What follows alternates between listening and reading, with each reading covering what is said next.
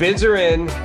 The gavel has dropped. Ladies and gentlemen, here at WineBid, we are finally hammered. Yes, that's right. The auction is over. And with you as always is myself, Jeff McGurn from our marketing team. And I've got with me as always, Paul Walker, who is our resident wine auction expert.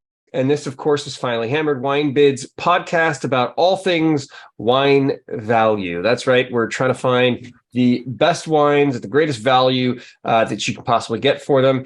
Welcome, Paul. Hope you've had a great week. Did you have a nice weekend? Yes. Welcome, Jeff. I have always wanted to add, too, that we bring up wines that are not great values because it's an auction. And so there's all kinds of things that can happen. And some things are, great values and other things are definitely not. So always like to point that out. That's why I said this is all things wine value, including terrible value in addition to great value. I mean, last week we brought up, I believe it was Lafleur, where people were getting Lafleur at phenomenal value, much better than you get it at auction. But before we delve into all things wine value, let's talk about what we're drinking. Cheers. And what do you have in your glass today? Cheers. I have a 2015 Tronquois Lalonde, which I got from auction a little while ago because there was a batch of 15 Bordeaux I wanted to try that I'd never had before. So it was great. I opened it yesterday and had it with dinner. It was delicious and actually kind of shut down. It's a little tannic today. So maybe it'll open back up. But anyway, what about you?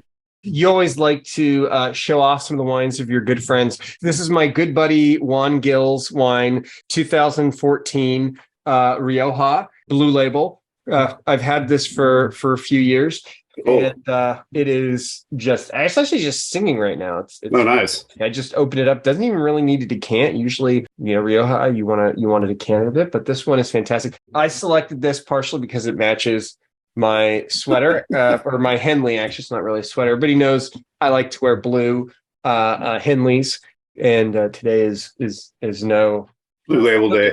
Mm-hmm, mm-hmm. I like to drink wine that match my outfit. It's one of your requirements. It's one of my requirements. It's got to match my outfit, and it tastes better that way. Exactly. I don't know if you realize that, but look, let's. We've got a lot to talk about today. Let's delve right into. I believe this is the second weekend in a row we've seen doing. And by the way, we start off with our auction wine recap from the last week. For the second week in a row, we've had Kistler take the top spot for the most number of bids. We have, at least it's tied for number one. An 05 Kistler Chardonnay, 9 bids. We had 4 of them, starting at 45, ending at 76. Why are people so interested in Kistler right now? Kistler Chardonnay just seems to be flying off the shelves. Well, you gotta, I think, qualify a little bit because the last week, the top wine as far as number of bids was the 05 Hudson Vineyard Chardonnay. And that's a great Chardonnay source. And I think these are harder to come by. It's obviously got some time on it. So it's a bit rare at this point. And it started at $45, which for any bottle of Kistler is not a lot of money. And I think just due to the rarity and age factor, it got some activity. So that's what happened there. Number 2, tied with it, well, also 9 bids, 2014 Sami Odi DW Old Shiraz. Right. This one, 24 trackers, 9 bids, started at 60, hammered at $185. Right. That's a pretty big swing from the reserve to the hammer. What do you make of that? Well, so this was one of the wines we featured last week that we brought up. And there are 3, I think. There was a little further down in the list with 7 bids is the Little Wine number 9 Shiraz. Yes. Started at 65, hammered at 110. And then a little bit further down, there's another one, right? The DW Old 2018. Yeah, 65 to 180. So the 14 versus 18, obviously 14 is older, probably. I have no knowledge of the strength of the vintages as far as these tiny microscopic production Australian wines, but they already had, I think, a couple bids apiece when we brought it up last Monday. So, they were off to the races, and I'm very curious about this winery and didn't get a chance to research more, but not too surprised just because I don't think we've ever sold any of this stuff, much less a couple of vintages of the same designation. So that was great to see. And I don't think we'll probably see too many more. I mean, if I ever end up in the Barossa, I will definitely be visiting Samioti if I can, because I'm just fascinated that it's getting this much action and has this much of a following. We've got our 16 coming in at 8 bids, 28 trackers. We've got a 2016 Vincent Duriel. I don't know if I'm probably absolutely butchering that name. Duriel, Rouilly. Isn't that what I said? Isn't that what I said? 28 trackers, 8 bids. Yeah. Price of 25, hammered at 47. This is just Rouilly. This is just, appellation contrôlée. This is not designated. And this is one of these Burgundian producers that kind of got ignored at auction just up until very recently. And I was just talking to somebody who brings in a bunch of wines from Burgundy in general, small production stuff. And he's like, yep. He's like, those wines blew up. And I don't know what it was. Maybe there was a write-up by the venerable William Kelly, who likes to, talk about some of these places and people, and suddenly everyone just goes bonkers. But I suspect there was something along the lines of either a write-up by a critic or, social media hype or something, because that got a lot of attention. A lot of attention. I mean, it got 8 bids, which is incredibly strong. Actually, it's interesting. I just did a Google News search for this, and it came up in best white wines of Burgundy to drink now. Oh, really? Well, this producer came up. So that could be partially what's driving it, some recent media attention. Also with 8 bids, 2019, appropriately named Von Winning. Actually, it's German, Von Winning. Diedesheimer, Leinhuller, Riesling, Erste Lange. And by the way, I know people are cringing and laughing at my pronunciation in French, but my German pronunciation, I'm going to start making you pronounce these things. That sounded darn good to me. So you can take all those. I won't try to. Ich kann ein bisschen Deutsch. So this one, 21 trackers, 8 bids. Starting price of 20, hammered at 46. This one's really interesting to me because it's a newer Riesling, but I mean, this is clearly a sought after producer. Yeah, again, there's a lot of hype around these wines, and we did mention these too. There was some GG Grosses Gewachs, if I'm not destroying that pronunciation, but that's okay. You're doing okay. It's all right. Hey, we'll skip down to this Peter Lauer. How do you pronounce AYL in German? Because I'd like to know. Eil. Oh, okay. Eil Deutsche Secht Reserve. Peter Lauer. Yeah. I don't know. I may not even pronounce that. I don't know if I've seen the Eil, but I'm guessing that's how you pronounce it. 1992, 24 trackers, 7 bids. $55 starting price, hammered at 110. Yeah. This is really interesting to me for this wine. Wow, this is yet another. It's kind of like along the lines of of Von Winning and Keller and the list goes on. But they're always, they pop up relatively often. I think there's actually some in the current week too. But by the way, it's always get a lot of attention. It's Von Winning. The V is pronounced like an F. Von Winning. Von Winning. All right. Good to know. We already talked about the Samioti 2014 Pierre Eves. Yves Colin-Moret. Yeah. Once again, this guy on fire. People are paying $100 and up for Saint-Aubin. Yeah, Bourgogne Chardonnay, 1480. What is it? $93 for the 14 Bourgogne Blanc. $93 went from 80 to 93. So it hammered in under $100.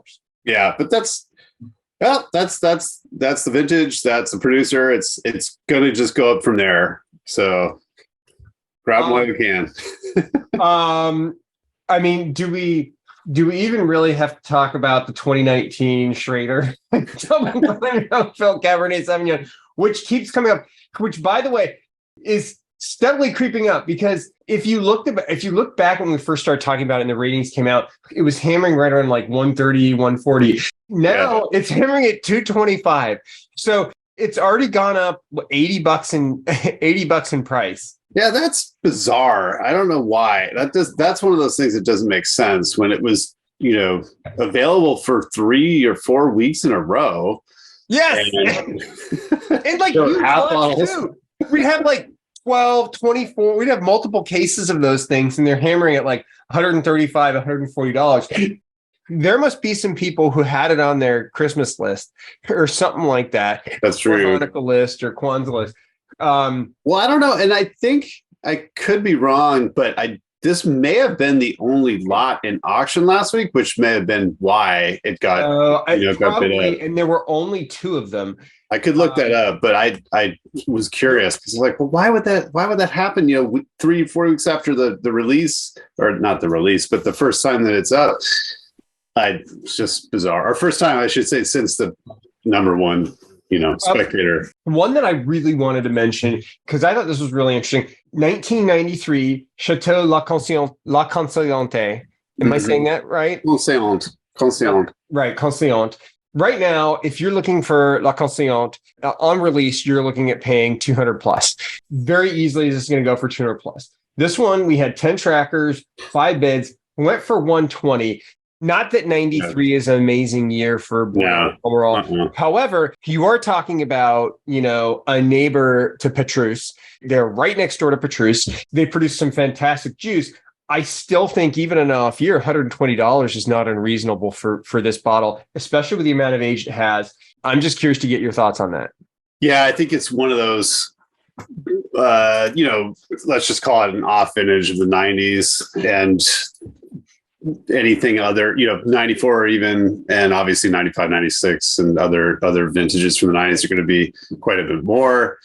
So it's probably, it's a rare wine in the sense that it's hard to find 93 Bordeaux, but somebody who's, buying it for maybe a celebration next year, anniversary, birthday, whatever, is wanted that bottle specifically, and it does not come up very often. So I think that's probably why it got pushed up to over $100. And it is a top tier producer. I mean, I feel like this bottle could have sold for more, and it still would have been a reasonable price. But La Consciente is at that price, I think, is a fantastic deal even in an off year. No, it's true. And if you look at the history at all, I just brought it up. The last time there was one bottle in 2019 and no bottles prior and since 2013. So that's how rare it is.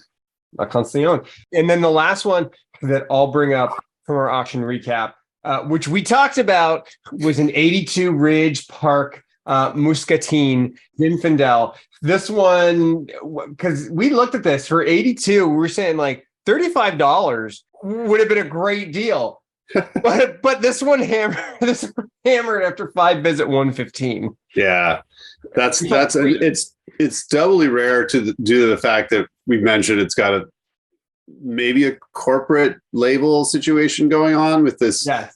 What is it, UPC Associates or JPC or something? Yeah, so that's really wild. Not an easy one to replace. Before we go into our picks for the week, Paul, can you talk us through some standout hammers that you saw? Sure. So these are mostly show off since they're expensive things, but there was a bottle of 2007 Romane Conti Le Montrachet that had been rolling for a while, and it quote unquote finally hammered for 71.25 last night. Also, Usual Suspects, O2 Screaming Eagle at 29.80. Something like that. I can't do the math, but anyway, just under $3,000. And Domaine Leroy Nuit Saint-Georges Les Boudreaux, 11, hammered at 29.30. 14 La Fleur Batard. There were 6 of those, 960, I believe they all hammered for a piece. And then 2010 Monfortino at let's see, I can't do the math. I'm sorry. I'm trying to divide up here and can't do it in my head. But anyway, lots of interesting higher end wines there. Yeah, excuse me, 1375 for the 2010 Monfortino. Also, that 17 Screaming Eagle Blanc hammered at 4105, and 2013 Comte Ligier Bel Air La Romane at 3865. So those were some pretty wild hammers. I just wanted to point those out before we moved on. Well, let's move into what we're watching this week. I want to start with Bordeaux. There are a few bottles that I thought were kind of interesting. We've got a bottle of 05 Koss, which was a fantastic year for Koss. Mm-hmm. This one, we've got 5 people tracking on one bottle. Starting price is at $220. I actually think this is a really solid price for a bottle of 05 Koss, right? It's got some great age on it. It's a good vintage for Koss. The price for Koss, particularly this bottle, stays steady over a decade. And then we've got a mag of it for $525 and a 3-liter. Yeah, 3 liters. Yeah, the 3 liter is a good deal, right? At $9.85. I thought the 3 liter was a fantastic deal. I was like, get the 3 liter and then bring it to my Christmas party or New Year's party. And by the way, I thought it was really interesting because there's a lot of large format stuff that came into auction this week that I know we're going to talk about. Mm-hmm. Just a ton of large format. Yeah. But that cost $220 was a good deal. $9.85 for the 3 liter, I thought was a fantastic deal as well. It is, and it's less than twice the mag price, which I always think is funny. Yes, the mag price was $525. $525, yeah, and the 3 liter is $9.85. So you're getting a deal and a bunch more wine. No, it's this is expensive to me. It's expensive for Koss because I think of the ratings, and it got it's top 100 spectator rating, Parker 97, Tanzer 96, Spectator 98, Suckling 99. So it's going to push. That's why the prices, I think, are pushed for this wine. But it is very cool that you can buy it in mag and 3 liter format. And even all that considered, I still don't think $220 is a crazy price for Koss. No, I don't think so either. I just think that, there are other examples that are, let's just say, under 200 that are going to be very, very, very good. We did have a lot of 05s. A lot of 05. Yeah, there's a lot of 05s. Coming to auction. We had an 05 Pavi, which I had noted. That one is at $355, and it looks like it's in great condition. Yeah. 355 is down from what we've seen over the past 2 years, right? It hasn't been this low since June of 2021. No, and I think we talked about this wine a couple of weeks ago. We did. I was saying that it's not to everybody's taste because it was the height of the, let's say early to mid 2000s overblown, modernized Bordeaux style, but it's still holding its value. I don't think it's going to go downhill. I don't know though. Wine might not last that long. Well, and also speaking of 05, the other thing I noted was an 05 Pichon Baron, which was, and we have a mag for $320, right? And 3 liter. There's a 3 liter also, and there's a 3 liter for $740. Right? which is kind of funny. Which is the same, per 750 or it scales, but no, it would be 640, right? Not 740. It'd be 640 for the 3 liter if it was just. Oh no, you're right. So that doesn't scale. So for some reason that's different than the Lynch Bage or the Koss. When comparing it to the 90s, we've got some 90 at $290. The 05 seems. An 05 mag seems like a steal for a fantastic vintage. I was, kind of messing with you as far as the Koss is concerned. I did see that there was a 1990 Koss in this week, which is less. Still not expensive, but, if you could buy, I think, something that's 30 plus years old from a phenomenal vintage for less, I would probably go for that if that's what you're looking for. Now, if you're looking for 05, large format to put down for another 10 years, then go for it because they don't come up that often, in multiple formats where we've got all these different properties in mags and 3 liters. So that's pretty cool. I think it's funny. Like I've talked about this one before, but there's 88 Pichon Baron in again this week. A couple of bottles new this week. 165, and it is so good. And those bottles are looks like from the same seller because the provenance note is the same. Purchased upon release, consignor is the original owner, and it looks like they've taken really good care because the 88 fill is. There's nothing. The bottle's flawless. There's nothing wrong with it. Fills into the neck.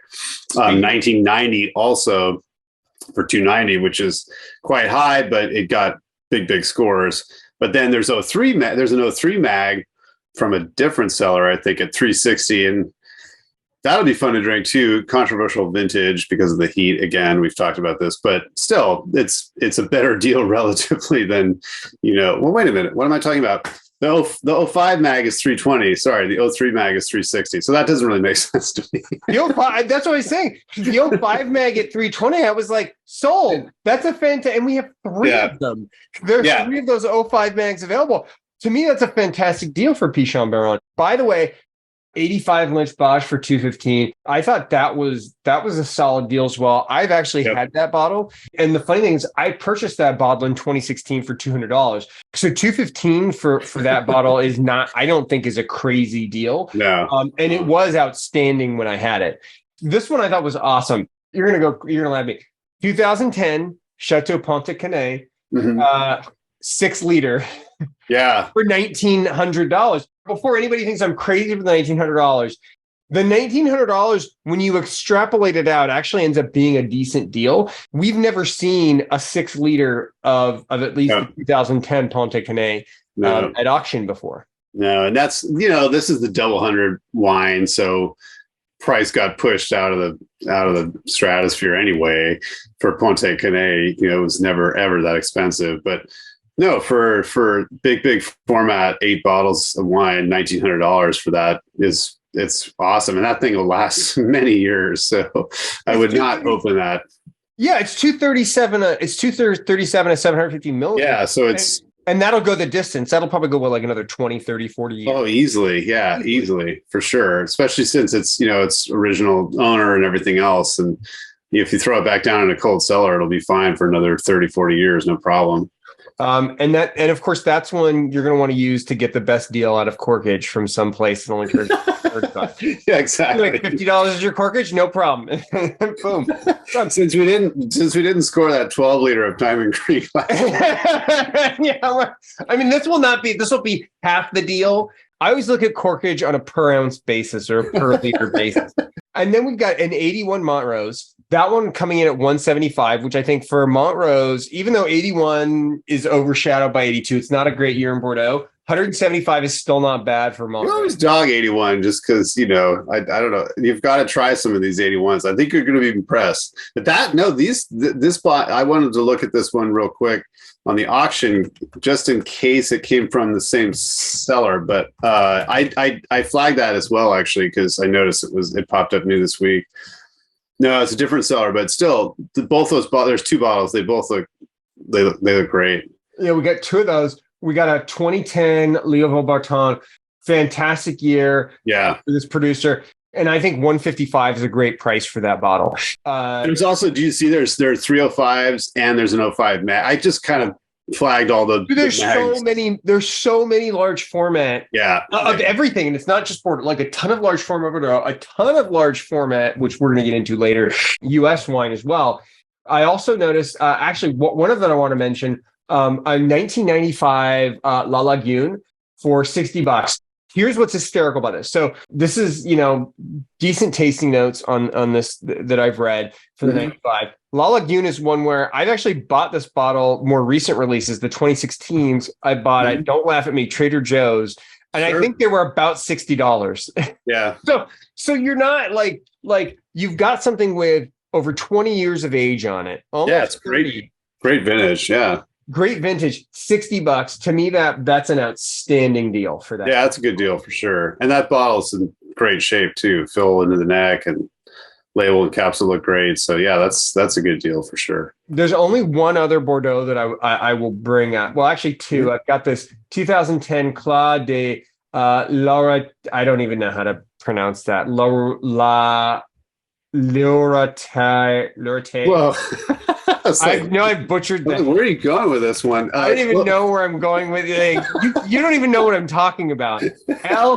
apostrophe O. Yeah, Claude de L'Oratoire. Claude de L'Oratoire. American accent. $55. Yeah, no, I saw this too, and I think that's a great deal for that. I think this is just kind of underpriced, if you will, because of scores, right? Parker didn't give it a very good score, whereas I want to say 09 or some other recent vintage, maybe 15 or 05 or something, got much better scores, and the wine therefore is a lot more expensive. But I did see that. I thought 55 for 2010 too. That's a great deal. The critics may not have given it great scores, but if you're looking on like a seller tracker, this stuff apparently is just outstanding for what it is, especially for $55. And it's got 13 years of age on it.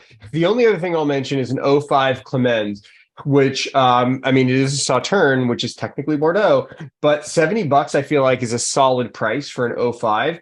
It still has a lot of life left in it. I think that can still go the distance. I think you could still open that up right now, and it would be very good. But $70, I think, is a fantastic price for that bottle.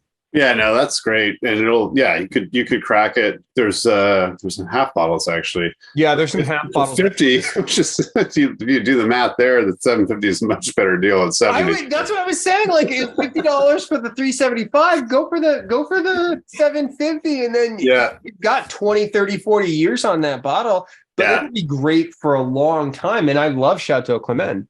Yeah, no, that's true.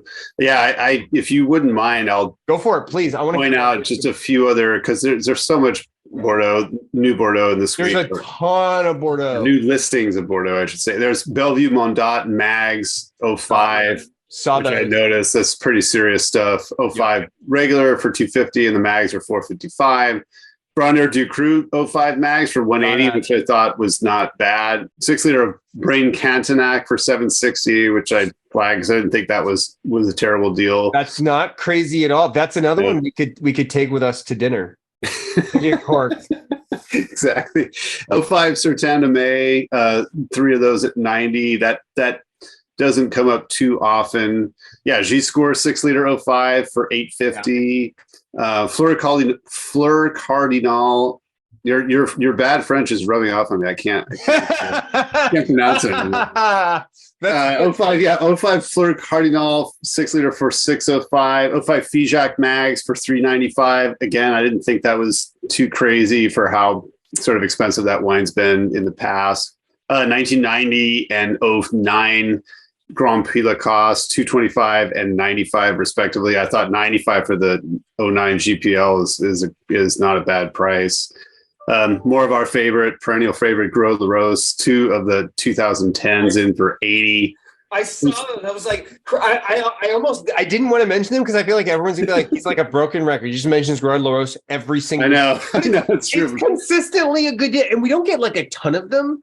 No, but they come up, pretty often, and so I don't think you're not gonna get, completely outbid on something like that. You're not gonna. It's at 80 reserve. It's not gonna go for 100. It's gonna go probably for 81 or 85. Top. And if anybody disagrees with me, send me your Gros Le Rose. I will dispose of it.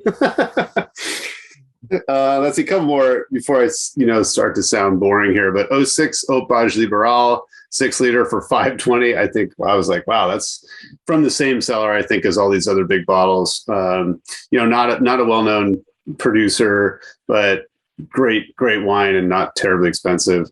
05 Lagrange Mags for 150. I thought that was a great deal. Let's see, 05 Latour Mag for 1585.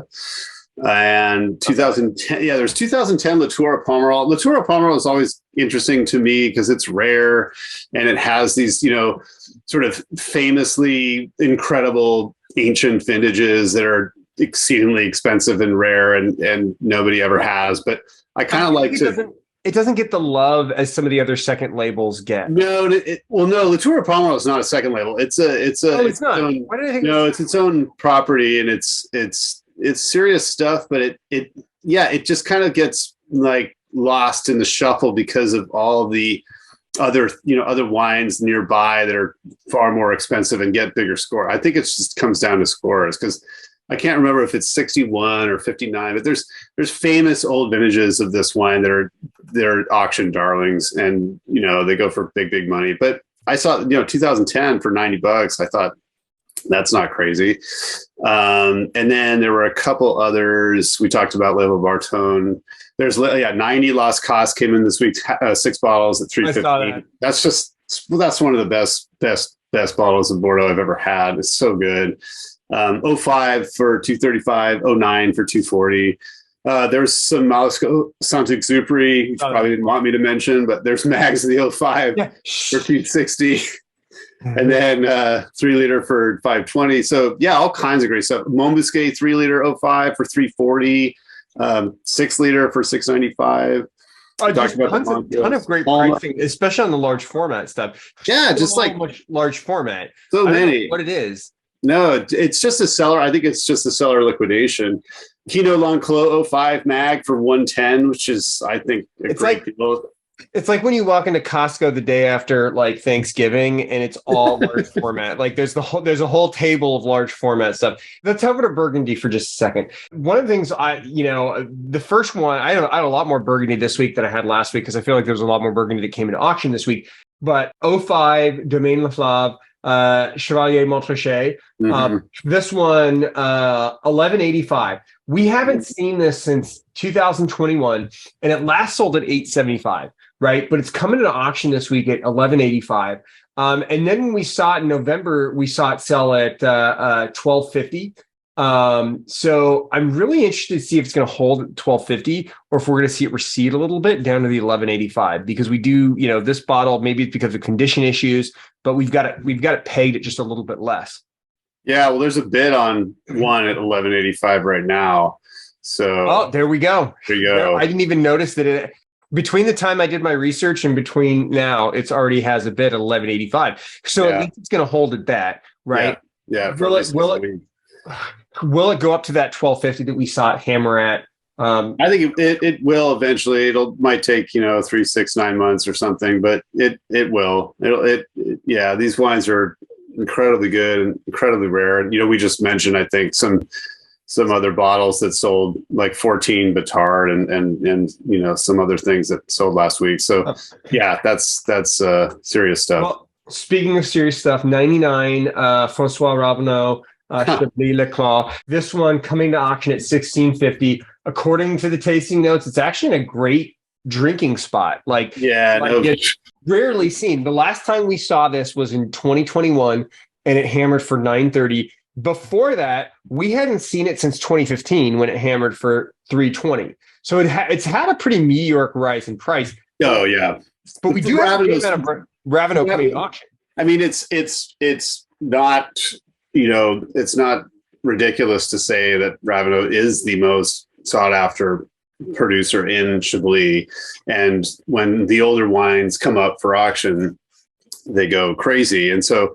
I don't think I think they're priced sort of where they're expected to move. They're not going to get multiple bids, I don't think, because there's Chapelot 1990 and at 850, and there's 99 Chapelot at 700. So that's all probably reflective, I think, of current auction hammers. So yeah, 99 really close, 60. I mean, that's a lot of money, but that's Ravenot's. It's serious. It's like Laflèvre. It's been amazing for so many years, and now it's just shot up in value so significantly. We've got a 05 Domaine Robert Chevillon Nuit. Yeah.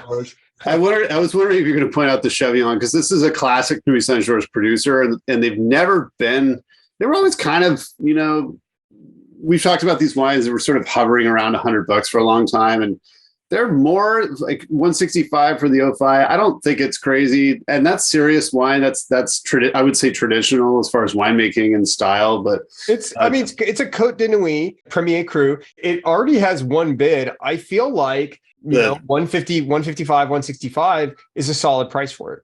Yeah, no, it is, and it's another wine where I feel as though it may kind of catch fire like some of these other things where they just go bonkers after several years. People are like, oh, this stuff is actually amazing. And then, it gets hyped up and prices go through the roof. But I don't know. It might not. We'll see.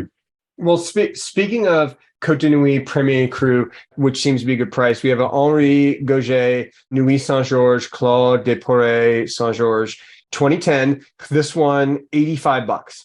Yeah, right? I didn't see that wine. And it's got 5 trackers, 1 bid. We've got 2 of these bottles. It last sold in 2019 for $115. But to me, Premier Cru from Côte de Nuit, under $100 seems like a fantastic deal. Oh, Henri Gouge. Okay, I was wondering. That's what I said. That's what I said. I was like, I've never heard of this. Your riding cap, your job. That's true. My wool riding hat is preventing me from hearing. It's so darn cold in here. For Northern California, I don't know about. Well, you're in San Diego. It's never cold down there, but it's chilly up here.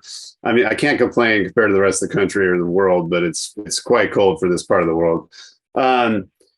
Any event, no. So speaking of traditional Nuit Saint-Georges based producers, Henri Gouge is I would say even much more traditional and almost to the point of austerity, because the wines they're hard as nails, and they're, as you can see, the critics are, they're all kind of in line with these low 90 scores, which doesn't mean anything to me, and it doesn't mean anything to people that collect wines like this. I would venture, because anyone who's bidding on this or buying it knows the style of Henri Gouge and knows what they're getting. I would imagine. So that's, again, they'll probably creep up. I wouldn't doubt that this bottle would go for over $100. Well, maybe even this week, right? It's already got a bid for 2 bottles at 85. I think it'll probably go up from there. It's a specific style, which doesn't mean it's bad. It may not be certain people's taste, but it is a Premier Cru from the Côte de Nuit. Well, no, it's to people with elevated tastes, if anything. To people with elevated. 06 Chateau de la Tour, Clos Vougeot. This one, 3 trackers, already has a bid. We've got 1 bottle, 160. This is a Côte de Nuit Grand Cru for $160, which is right within its drinking window. Right. This one I thought was really interesting because I think this is potentially also a fantastic deal.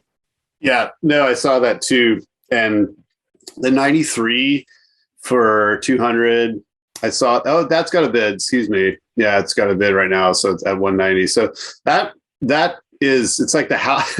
It always makes me laugh because it's like the house brand, right? This is actually Chateau Clos Vougeot, and it's the chateau of the vineyard. So it's where they hold these grand events and tastings and everything. But anyway, they're not, I don't think they've really ever gotten the respect or the reputation that a lot of their neighbors have, especially, coming from this big vineyard.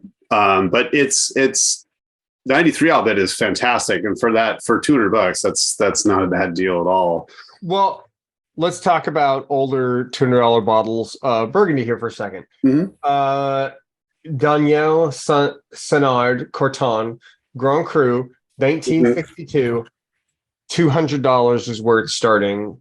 Look, 1952? 62. Oh, 1962. Certainly is this bottle past its prime. On the other hand, it is also a $200 bottle of Grand Cru Corton that is, say 1962, so 61 years old. Yeah. I mean, this one I think would be super interesting. Yeah, no, that's cool. It kind of looks like, I don't know. I should look into where that's coming from. That's very cool. And definitely the color, I mean, it's hard to tell, obviously, from the photo, but it's not that light. It's still got quite, rich depth to it, and feels not too bad. That's a neat wine. That's a phenomenal Burgundy vintage also. There's some really seriously crazy stuff from 62. So that's not expensive. You're right. I was looking at that and I was like, so what you're saying is maybe I shouldn't have mentioned this because this is something we can bid on. I don't know. It might be kind of hard to find out about this wine. You'd have to consult like a historical Burgundy expert. I can reach out to somebody and find out if you're interested. If you can, let's take a look. Sure. Any other Burgundies that you were following that you want to mention before we move on to other regions of France? Let's see. I don't think you kind of touched on all the wines that I was thinking about. There's an 07 Mongiard Muneret von Romani Le Petit Mont, and I always follow this. I think Petit Mont is one of my favorites because it's a tiny little, scrap of vineyard of part of von Romani, and I believe it's surrounded by some famous places. And I'm obviously not remembering what those are, but it's in a very serious part of the world in Burgundy, and they don't come up very often. This producer is, I think, always overshadowed by a more famous Meunier. The price, I mean, it's not as good, frankly, to be blunt, but at $95, I thought that was kind of cool to see that 07. Let's see. I don't think there were too many more in Burgundy land this week. I think that was about it. Let's travel around France for a minute. There's a good amount of Boucassel that came into. Yeah, much more Chateauneuf this week. A lot of CDP coming into auction this week, just in time. Well, I mean, I don't know if it's just in time for the holidays because, you know, when the auction ends, but certainly just in time for New Year's. But like I saw an 05 Boucassel, which for $95 seemed like a fantastic deal. And then speaking of Rhone, this one I thought was really interesting. 2014 Gugal Condru La Dorraine, which was a Northern Rhone Viognier for 105, which I thought was really interesting because I feel like we just don't see a lot of. Oh, you talking about the La Dorian? Yeah, that's right. We've mentioned this before. I love this wine. I love it. I've never had it, so it's good. It's awesome. It's so good. It's so good. Yeah, there's actually a fair amount of it anyway. There's 15 and 16 also. But yeah, new this week is the 14 at 105. That wine is just consistently great every year. So yeah, that's a great Rhone pick. That's a great holiday dinner pairing, if you will. 09 Jeboulé, Année, Hermitage, La Chapelle. You always bring out the La Chapelles. Those are, I do. Is there something wrong? You don't like the La Chapelle? No. It's great. It's really good. What's wrong with you? It cracks me up. You always bring this one up. It's good. 140 is a strong price for a number 2. Yeah, because it's true. You're right. Because we talked about, I think, 90, which was, hundreds of dollars. And for what is it? 10, 12 something year old La Chapelle. 14 years old in 2 weeks. Yeah. And it's got equally sort of impressive scores if that matters, but the price is not nearly as high as some of the historically great vintages. So yeah, 140 for that wine I don't think is too bad. 03 Pagao Chateauneuf du Pape Cuvée Reserve. 125. We've got 4 of those. Great bottle. I think 125 is a fantastic price. It's drinking wine. Yeah, it's funny you mentioned the 03 because I flagged the 09 mags that were in this week because I saw the 09 mags as well. And I was like, God, I don't know if they're right in their drinking window considering their mags. No, that would probably need another few years. Yeah. But it's still if you open it with plenty of time and had a bunch of people drink, I bet it would be good after a couple of hours. Heading back up north in the Rhone, Patrick and Christophe Bonifond Côte Rôtie. Oh yeah, I didn't. I think I kind of skipped over. I found another. There was another. Les Rochons. 70. That's serious Côte Rôtie at 05. That should be really good. $70. Yeah. $70. We've got 2 of them. Solid price for a Côte Rôtie. It's got, 13, it's about to have 13 years of age on it. We had some Domaine Tempier coming into auction. More Tempier this week. Yeah, there's just trickling in again. Yeah. Trickling in again, which 05. I mean, again, this is John Malkovich's wine. That's apocryphal. That's apocryphal. I don't know if that's true. I mean, I read it on Reddit. So I can't believe we've been doing this for weeks and weeks, and neither of us has looked at it. It will only take probably a couple of seconds to look up. To look up what? Whether or not it's his favorite? I'm 99.99999% sure he loves Tempier. But we've got 3 more bottles coming into auction other than this one. And then there's an 01 Le Vue d'Anjon Chateauneuf du Pape for $55. Phenomenal price for a bottle that's drinking fantastically. 22 years of age on it. And then they've got a 07 for $50, which I thought was a fantastic price. Those were sort of the outside of Bordeaux and Burgundy French wines that I was noting. Anything else that you were taking a look at? Yeah, there was the Côte Rôtie that I did notice was we don't see it all the time. René Rostaing Côte Rôtie. I saw that one. Yeah, 09 for 130. Serious wine. Prices have come up in the last few years like everything else, but that's serious stuff. And that stuck out to me. There's a 2012 Raymond Ucelio Cuvée Imperial Magnums. There's 4 of them for $100. I thought that was pretty cool to see. Just some great big formats for holiday time. It's always fun to break something out like that. Oh, I did want to mention a Burgundy I missed earlier. Sorry, since I'm looking at Alphatized list, and they're all over the place. 2012 Georges Lignier Clos Saint Denis Magnum for $290. That stuck out because we don't often see. Well, first of all, you don't see big bottles of Grand Cru Berg that often, and they're usually incredibly expensive. So that was kind of cool.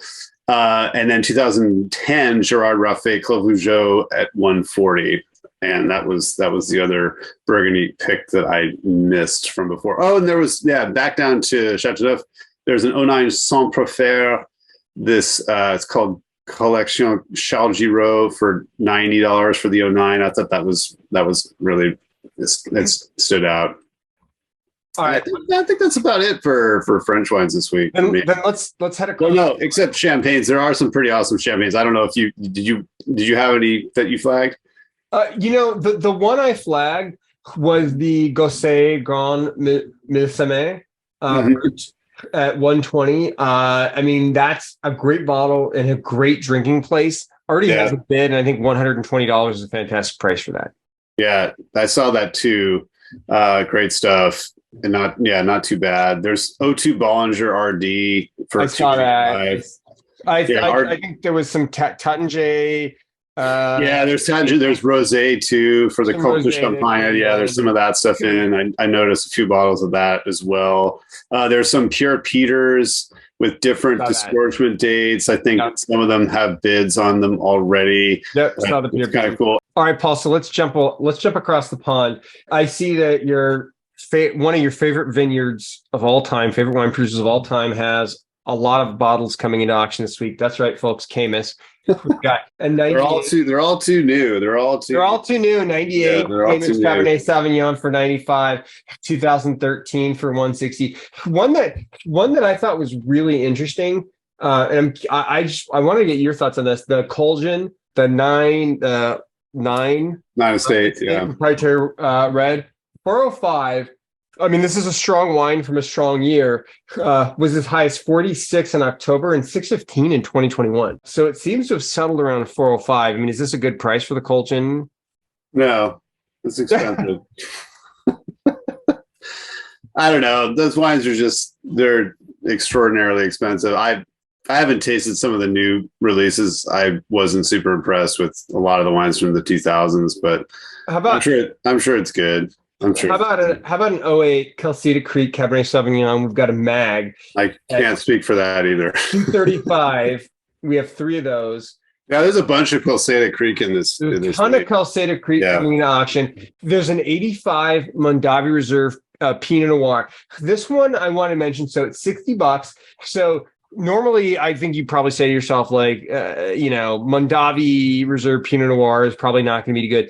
I've had a ton of Mondavi Reserve Pinot Noirs from the 60s and 70s that have been fantastic and still kicking it within the last few years. Sure. So I think there's a decent chance that this wine is still actually drinking quite well. In fact, there are some tasting notes I feel like that actually pan that out.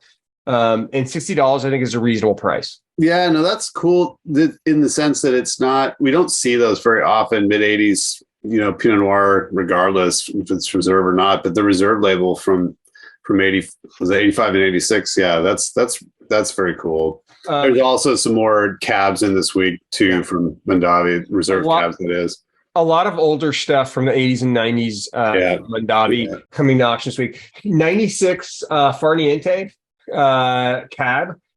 This one $95. And $95 is about what you're going to pay for a Farniente cab on release. So one with this much age on it, I think is a pretty solid price.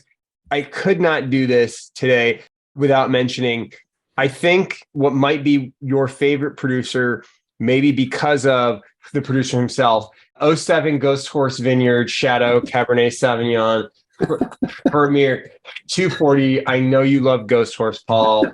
I've never tasted it, but I would try it. Well, Well, Paul, this is the time. 83 Kistler, Vider Hills, Cabernet Sauvignon. This one is interesting because we've got two of them. There are already three bids. It's gone from 75 to 77 for this Kistler. 40 years of age. Great happy birthday bottle. Yeah, no, I noticed that the 83 had multiple bids. That's a rare bottle of Cabernet. And we were chatting before we started about the 79 Kistler Winery Lake Pinot Noir that's in this week too. Yep. Started at 170. It's at 210. That's really wild. Never ever see 70s Kistler and rarely see early 80s and rarely see Cabernet for that matter. So those are two that stuck out that are getting, like we said, getting bids this week. That they're pretty fascinating. One that I thought was really actually pretty cool for 1998 Beaulieu Vineyard Tapestry Reserve, $180 for a 3-liter. Yeah. For a 3-liter. And by the way, this one actually has pretty decent reviews. The 98 BV Tapestry gets good reviews. That's interesting. That's a tricky vintage for California. It is. Specifically. It is. But I'm telling you, this bottle's getting decent. The tasting notes are treating it kindly very recently, and this is a 3-liter. I thought it was kind of interesting. But for $180, I mean, this seems like a decent deal. Yeah, that's a great New Year's party wine, right? It's sure. It should be a crowd pleaser. You got plenty to go around. It's not too expensive. Yeah, that's a good idea. There's another one too, right? Isn't there a 99 also? I think there's a 99. Yeah. There is so much large format stuff. An 04, this is not large format, but an 04 Diamond Creek Volcanic Hill for 190, which I actually thought, anytime I feel like anytime I can get a Diamond Creek for less than $200, it's a win.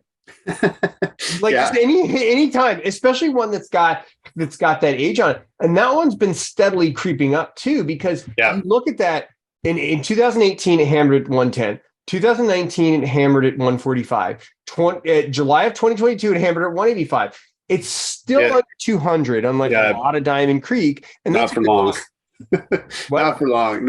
It's gonna be maybe this will be the time that breaks the 200, right? Yeah, that's funny. There are 3 new lots of Diamond Creek this week, and I actually flagged the Lake 05, which it's the smallest production wine they make, and it's the most sought after. It's always the most expensive, but it's 500, which is not surprising, and I'm sure that's a great bottle. It's a great gift bottle or whatever you want to do. It comes with its own little wood case as well. So I flagged a 1978 Inglenook Cabernet Sauvignon OMC. That OMC, by the way, stands for original metal case, because this one comes in a metal case. Metal case, exactly. It does. It already has 2 bids on it. 125. I actually thought, I don't know, did you see this one? Because I thought the metal case was actually pretty cool. No, I'm going to look at it tomorrow when I go up to the warehouse, because and the bottle's in great shape too. The bottle's in fantastic shape. And I have a bunch of Inglenooks from the 60s and 70s. The ones I've had have been fantastic. I thought this one looked really, really interesting, because the other thing about it is that it doesn't look like it's your typical Inglenook. Like, it's got the label has some stuff on it, which to me indicates that it might be a little bit more than just your typical Inglenook Cab Sav from that year.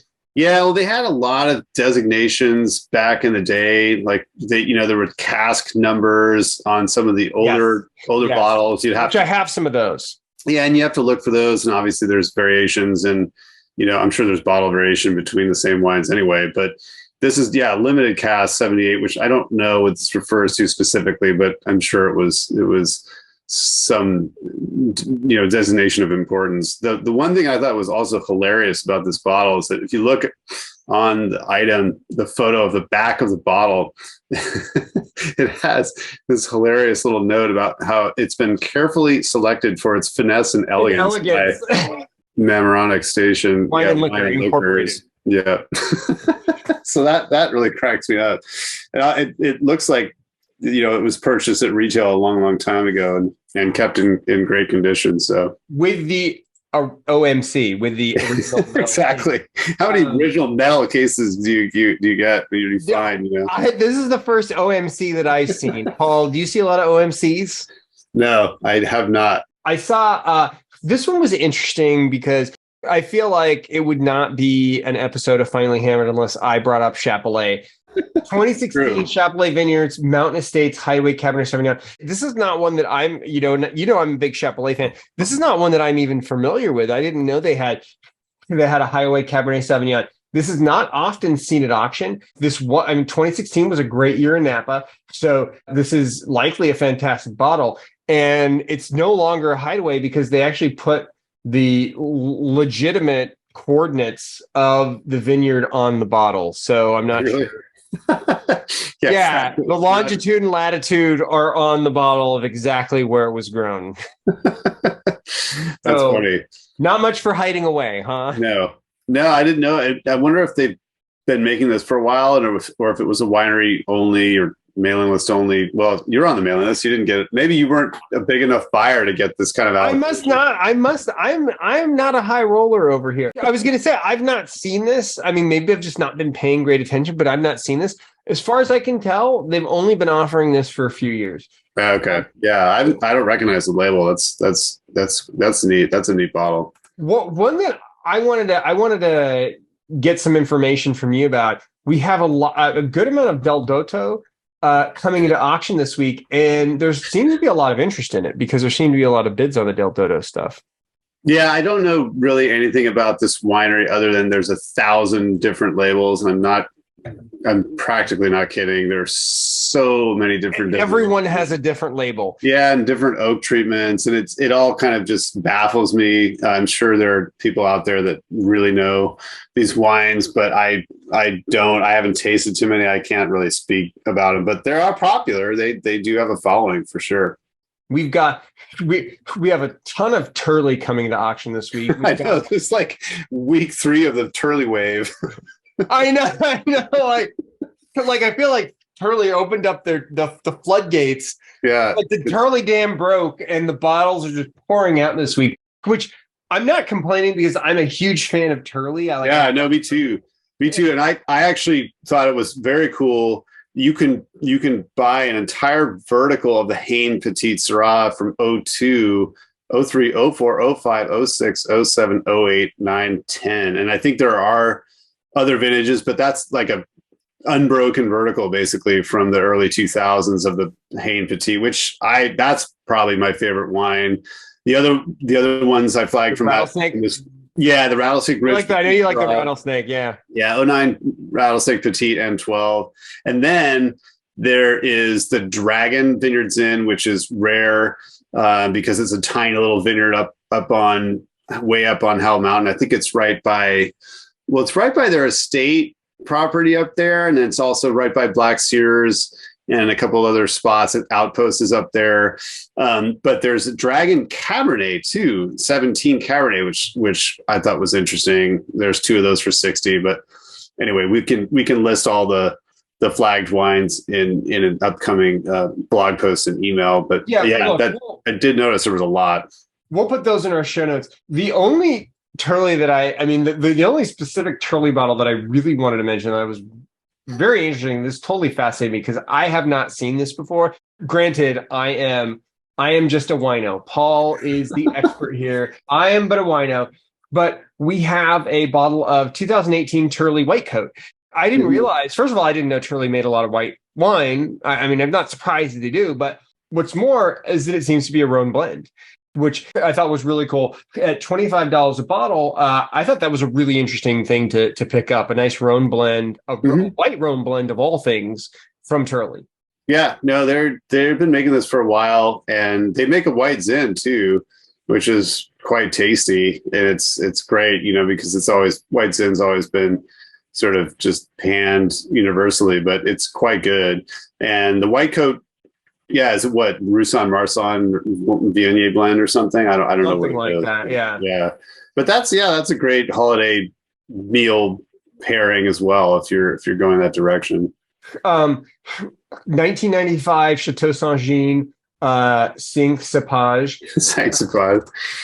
This is another wine you like a lot, don't you? Well, I don't know that I've ever had Chateau Saint-Jean. Really? I don't think I have, but Three Trackers, it already has a bid. We've got two of them, $50. We have a bunch of these from the 90s, Yeah, early 2000s. And just doing some research, they're getting fantastic tasting notes. yeah. These wines are. It was this. Well, it's funny because conspicuous. How do you say it? It's like Conspicuous. Conspicuously missing from this particular list is the 96, which was actually Wine Spectator's. I remember this because I was working at the wine club when the 96 came out as the #1 wine. You were in your early 40s. Yeah, exactly. In 1996 when it came out. No, I was just a little one. I was 20, I was barely old enough to drink, but the 96 got released and we couldn't keep it on the floor. And it was allocated. It was a huge deal. It was like massive. And, St. Jean, even back then, made quite a bit of wine. And when the 96 came out as the #1 wine, it was crazy. And I can't remember what it was originally retailing for, but it was something bonkers. It was like 120. It was far and away more expensive than this wine cost originally. So, but yeah, I'd be curious as to how those are drinking. One that I picked out, and shame on me, just because of the bottle itself, 2015 Sterling Vineyards Iridium Cabernet Sauvignon.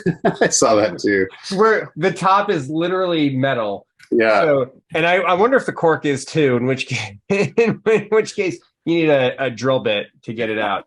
Don't use your Corbin with that. Don't your Corbin keeps breaking. The other thing that I want to mention was it looks like we just had a ton of Gramercy coming to auction. Yeah, that's I noticed that.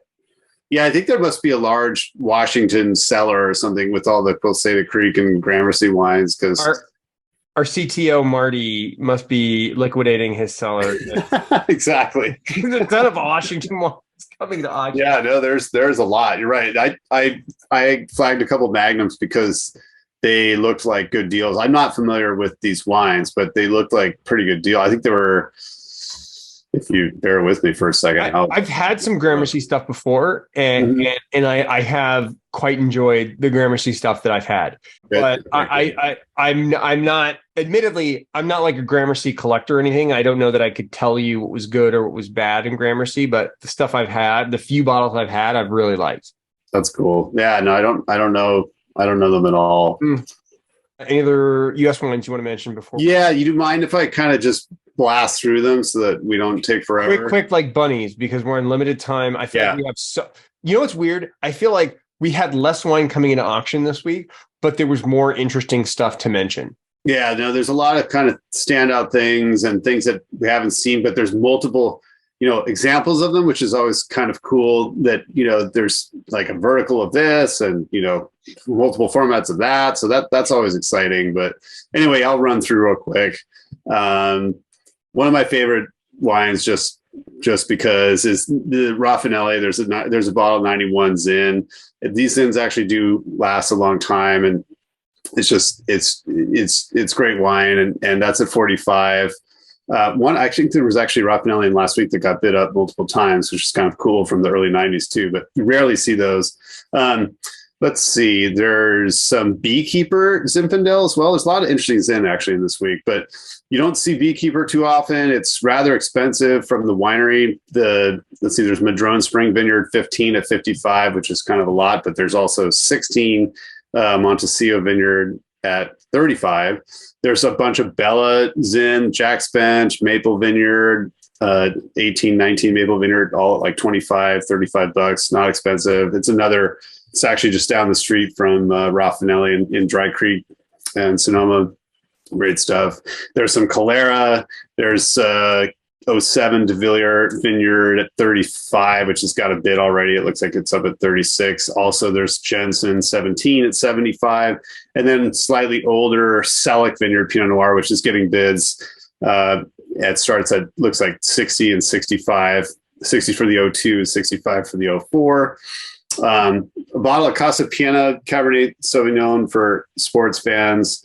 This is an interesting wine that Thomas Brown's been making for a long time. It's Carmen Policy's label, and that's at $90. And there's some older Chalon Pinot Noir, 79 for 250, 82 for 200. That the older stuff is not cheap, but collectible and should be great. I haven't actually tasted those wines at all. I don't think ever. I've had more younger versions of them, but not the 80s or 70s. And 86 at 150. And then let's see, skipping down, there's some Belle Valle this week. 17 Colina Red, which is kind of their lighter bodied, less expensive wine. 17's at 80. And then there's the flagship, the sort of top of the mark for them, the Belle Valle MDV Cabernet at 765 for the 18. And that stood out because we don't see the MDV very often. We do see the Maya, but not the MDV. Donalon Cuvée Kelty Syrah 2010 at 55. This is kind of hard to find. Donalon, I think in PAX used to be connected, and then there was a falling out of some kind, but Donalon continued to make some really tasty Syrah. There's a wine called Familiar Air, which I'd never seen before, and apparently it was a Benoit Touquet project that he was making for a few years, and now Tony Biaggi makes it. Very well-respected winemakers.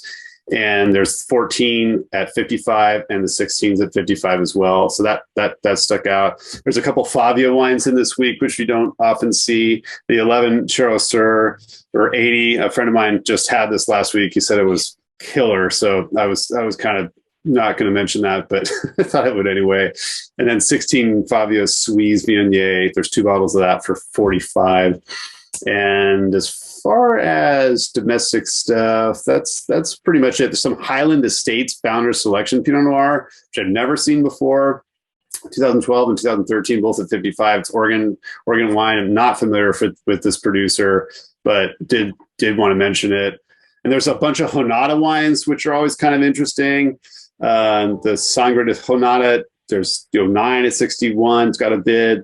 The 2010s at 95, and there's the 09 Todos at 35, which seems like quite a deal. It's probably a second label or something. 87 Joseph Phelps Cab, 2 bottles at 75 in great shape. That's a phenomenal vintage, and that's about as cheap as it's going to get for 87 Phelps from any source. Joseph Swan Syrah, 12, a couple of those at 30. I thought that was a good deal. Lagia Meredith Syrah 02, 3 of those at 45. It's got a bid, actually. Great Syrah producer up on Mount Veeder. And a bunch of Ovid experiment wines. We don't have any of the estate, at least new this week, but the experiment wines, 11, 12, 09, and 12 all different designations. Great winemaking up there. By Austin, a buddy of mine, actually. Really, really cool stuff. Speaking of Tony Biaggi, there's some of his personal label, Patria, the 16 Oakville Ranch Avoyelle. There's the 14 Oakville Ranch Cab and 15 Oakville Ranch Cab, 145, 80, and 70 respectively. And I think that about rounds it up. Oh, there's a big bottle of 84 Sequoia Grove, which I thought was kind of cool. If you want to bring a big party bottle, it's a 5 liter. Always. Yeah. The Allen family Cabernet Sauvignon 5 liter, it's 250. And Sequoia Grove from the 80s was quite good. It gets kind of passed over these days, but the older vintages were excellent. 74 Simi, 10th anniversary release, special reserve cab. I saw that stuck out, bottle for 150. And then finally back up to Oregon, there was some 99 Shea Wine Cellars Pinot Noir for 35, which I thought was a steal for something over 20 years old from a great source. Sine Qua Non actually used to make Pinot Noir from Shea and really? And Ken Wright's made Shea and a bunch of other winemakers. But anyway, great stuff. Well, so let's bounce around the world. Let's start in Italy. So a couple things that I wanted to know. 78 Gaia Barbaresco. I saw those. Yeah. $390. I think that's a solid price when you compare it to retail. It's got 45 years of age. Yeah. Could be a great birthday gift for a 45-year-old next year. We've got 2 of them. We've got a 1997 Bruno Giacosa Barbaresco Mag for $400. I thought that one was another one. Again, a fantastic price for mag of that stuff, and the tasting notes are saying that it's outstanding. Mag's going to be even better. I think I missed that. Wait, what was the vintage of the Giacosa? 1997. 97. Oh yeah, it's Filetto Asili for 400. Yeah, that must have just gotten added because I didn't see that. Well, you snooze, you lose, Paul. And then 2010 Fonto di Flasinello della Paz. Yeah, I saw the Flasinello come in. Yeah, that one for $280. I have almost a case of the 2010 Flasinello della Paz, which is a great year for Sangiovese in Tuscan. The Brunellos that year are fantastic. I've had the 2010. It's absolutely amazing. I'll bet you the mag is outstanding. I think $280 is a solid price for that. And then there was a 1999 Frescobaldi Castel Giancodo Brunello Montalcino mag in the original wood case, not to be confused with a metal case. This is WC, not OMC, for $130. Great bottle. Fantastic amount of age on it. It's probably singing right now, right in its prime for a 750. For mag, it's even better. Yeah. And a 3-liter. Did you see there's a 3-liter? Yeah, too. I saw there was a 3-liter. Well, just a lot of great deals. I know you had a bunch of stuff you want to point out from Italy as well. Yeah, there were a few. You mentioned the Gaias. Those always stick out because they're so good, and don't see too many from the 70s. There's some. I think there was an 89 also. Different vineyard, but 01 Conterno Fantino, Ginestra, I saw that. Pretty serious Barolo. 280, 04 as well. Two of those for 125. Let's see. There's also, skipping down.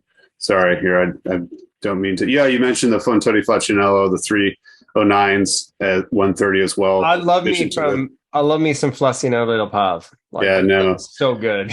It's really, really good. There's Fontaloro in this week too as well. I didn't even flag it, but I did see it. Yeah, there's a bunch of cool Super Tuscans. There's some Sassicaia new in this week as well. There's some good Brunello too. I don't know if you noticed, like some pretty banner vintages for Brunello. 2001, and there's 01 La Valona for 45, which I thought was not a bad price. 2010, again, a killer vintage. The San Filippo Brunello La Lucere, 3 of those at 95 a piece. And there's 04 Uccelliera at 90. 01 Valdicava, 2 of those at 140. 10 Valdicava at 2010 Valdicava. There's 18 of those at 135. Yeah, there was a good amount of Valdicava that came. Yeah, and then there's 6 bottles of the Madonna del Piano from 2010 as well. So those were pretty amazing. And I think there's 2012 Le Macchioli Paleo as well, which we don't see very often. 4 of those for 110, and then there was the La Massa Giorgio Primo, 4 of those 07s at 60, which is it pops up and it's always kind of sticks out. That's another really tasty wine. Let's fly around the world here for just a moment. Sure. Let's head over to Australia. We have a few bottles of Grange that came into auction this week, which I thought a 98 Grange for $425, great price for fantastic year. And candidly, all the other Granges were at great prices. I keep saying this. I mean, essentially, you're getting Grange for a steep discount because on release, it's going at like $600. Yeah, it just goes up and up and up. The release price up and up and up. So $400 or $500 for a bottle of Grange is like nothing, and it's got age on it. Did you see the Henschke that's in too? Because I did see the Henschke that was in for like something dollars. Yeah, the 84 though. I don't think we've ever seen. We don't see too much Henschke from the 80s period. So the Cabernet for 120, I thought that was cool. I keep looking out for Hill of Grace, but we just don't see Hill of Grace, I feel like, coming to auction all that much. It used to be fairly popular. Now it's just really hard to find. There was this is Australian, non-vintage Lumba Museum Reserve release, 50-year-old tawny port style wine. That's good. This one was a 105. I thought that one was really interesting. 3 people tracking it. Those were kind of the big Australian ones I saw. Then Germany, there was a JJ Prum from '05 that at $65, 12 years on it. I think that one could go longer. It was a Spätlese, but so I thought that one was interesting. Spanish wines, we've got a 1998 Artadi Rioja Pago Viejos for $80. Great age at a solid price. And my God, a 1991 Bodegas Muga Rioja Prado Ina Gran Reserva for $180. I love Muga. A phenomenal producer. And then there was I think there was a large format Muga as well. Oh, really? Oh, cool. Or maybe I was wrong, but there was multiple Muga that were coming to auction. But actually, the one that the Spanish wine that I thought was really cool, because this is one that I've had, and I've got 4 of them in my cellar. 1946 Bodega Tora Albala. Oh yeah, I did see that. Yeah, that stuff is unreal. And here's what's really cool about it. And I don't know if this bottle has it, but all the bottles I bought in their original wooden case, they come with a single tasting, a vial that has a taste of that bottle. So you don't have to open it up to taste what it tastes like. That's pretty cool. It is really neat. Yeah. Again, wooden, not metal case with that Pedro Jimenez. And then actually, here was another really interesting. From Austria, we had just a slew. It was like 20 TBAs, Trockenbeeren Auslese, that came to auction from the early 2000s, all small format, all in the $40 to $50-ish range. Right. Which for a TBA, I actually think is an outstanding deal. Yeah, those wines, they always kind of are in that range. Some of them have really high scores and it pushes the price a little bit, but for the most part, they're all kind of in that 50. I don't know too much about those Crotcher wines, but they're definitely, they've got a following. There's a whole bunch of them. That's funny you mentioned Austria, because we also have a very hip Austrian producer in this week, the Gut Ogau wine. I saw that with the photo, with the stencil, like the drawing of the people on it. Right. Timothy and Timotheus and Theodora. And so those wines have a major natural wine producer and no SO2, all that kind of thing. But they don't come up very often, so it's kind of fun to see. And then we had a ton of greatly well-priced ports coming into auction this week. Yeah, that's true. A bunch of tawnies and vintages that weren't too expensive. And you're right. A lot of great stuff coming out. Anything else that you wanted to point out before we wrap this thing up? Yeah, there were just a couple things I think I skipped over before. And now, of course, I can't find them. But no, there's a 06 Provenance. I always thought that wine was pretty good. And Tom Rinaldi, I think, is still the winemaker, or at least was for a long time. But 06 Mag of the Holiday Cuvée for $70, I thought was a pretty good deal. Like if you want to bring, fun bottle that is going to be a crowd pleaser, kind of like the Tapestry you mentioned before. I thought that was cool. And there's some Lopez Heredia in this week, 04 Bosconi Reserva at 50, 06 Vigna Cubillo Crianza at 30, and the Tondonia Reserva 03 at 65. Oh yeah, there's a 3-liter of Jadot Clos Saint-Jacques. I skipped over that when in our Burgundy discussion. Anyway, that stood out. Don't see 3 liters of Clos Saint-Jacques that often, so that's $625 for the 06. And some Henri Giraud Fou de Chêne Champagne, 2 of those at $150. We don't see that very often, so I did want to mention that before we close everything up. Awesome. Well, thank you for all of your picks, Paul. Sure. And thank you, everyone, for tuning in. This has been yours. WineBid finally hammered. Cheers, everybody. Cheers. Have a lovely rest of your week and have a very, very happy holidays.